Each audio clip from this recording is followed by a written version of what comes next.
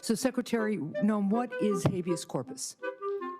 Well, habeas corpus is a constitutional right that the president has to be able to remove people from this country and suspend their right to. Let me stop you, ma'am.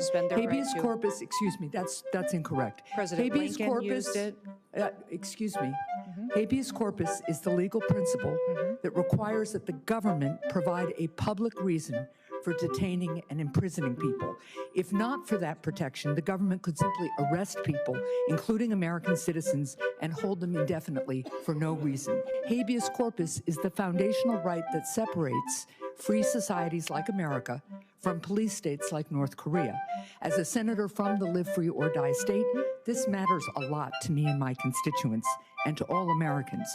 So, Secretary Noem, do you support the core protection that habeas corpus provides, that the government must provide a public reason in order to detain and imprison someone?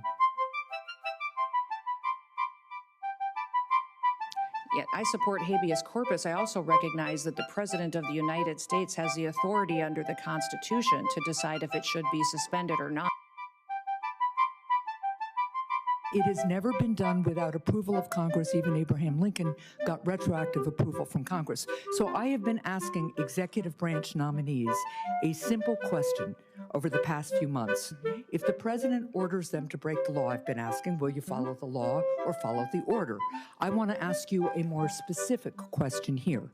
If the president tries to suspend habeas corpus and a federal court reverses the president's order, will you comply with the court order and uphold habeas corpus, or will you follow the president's directive? We are following all federal court orders and are complying with that, as is the president, and every decision that I make as well. That is obviously not true for anybody who reads the news. There are federal court orders right now, including returning somebody who was deported mistakenly.